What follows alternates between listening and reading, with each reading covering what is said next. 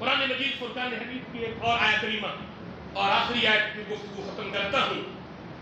حضرت فاروق اعظم رضی اللہ تعالیٰ عنہ نے جب اسلام قبول کیا تو رب ذوالجلال نے یہ آیت نازل کی.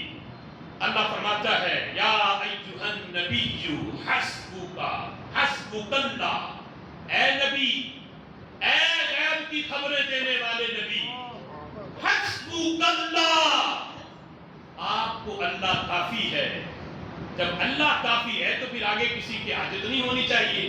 جیسے آج لوگ کہتے ہیں حسبنا اللہ حسبنا اللہ، جب اللہ کافی ہے تو کیوں جائیں داتا صاحب کے پاس؟ یہاں رب کہتا ہے حسبک اللہ، نبی آپ کو اللہ کافی ہے، اور وَمَنِ اتَّبَعَكَ مِنَ الْمُؤْمِنِينَ، سبحان اللہ، اور اللہ بھی کافی ہے، اور مومنین میں جو تمہارے غلام بن گئے وہ بھی تمہیں کافی ہے.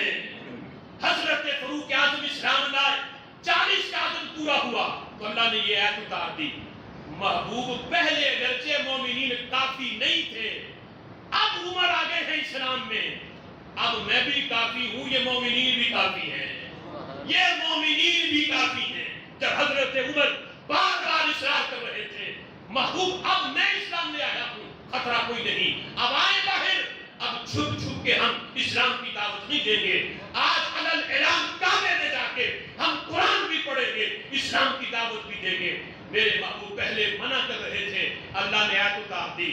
محبوب گھبراؤ نہیں، جو اگرچہ جانتے وہ بھی تھے لیکن اللہ کے حکم کا انتظار تھا اور بتانا تھا اللہ کے کافی ہونے کا مطلب کیا ہے. آیت آ گئی محبوب میں بھی کافی ہوں تمہیں، یہ مومنین کا جتنا گروہ تیار ہو چکا ہے یہ بھی محبوب تمہیں کافی ہے.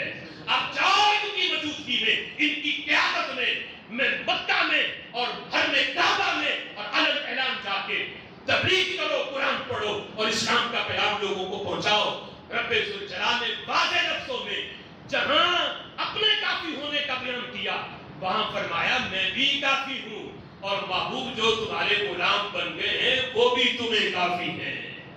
اب دیکھو قرآن مجید فرقان حمید میں یہ واضح لفظوں میں جہاں بھی یہ لفظ آئے، آج کوئی اتنے لفظ پڑھ کے حسبنا اللہ علیہ اللہ بکافٍ عبدا، تو اسے کہو اس آیت کا شروع پڑھو، پہلی آیت پڑھو، بعد والی پڑھو، تو تمہیں پتا چلے گا کہ یہ جہاں بھی کہا گیا، یہ کفار کے مقابلے میں کہا گیا کہ اللہ کافی ہے. کن کے مقابلے میں؟ یہ کفار مکہ کے مقابلے میں، بتوں کے مقابلے میں آپ کو رب کافی ہے. ہر کوئی بھی کسی آیت کا شان نزول یہ نہیں دکھا سکتا کہ کوئی صحابی کسی نبی کی قبر پہ جا رہا ہو یا کسی ولی کی قبر پہ جا رہا ہو تو محبوب نے اسے بلا کے کہا ہو کہ تم اس کی قبر پہ کیا دینے جاتے ہو؟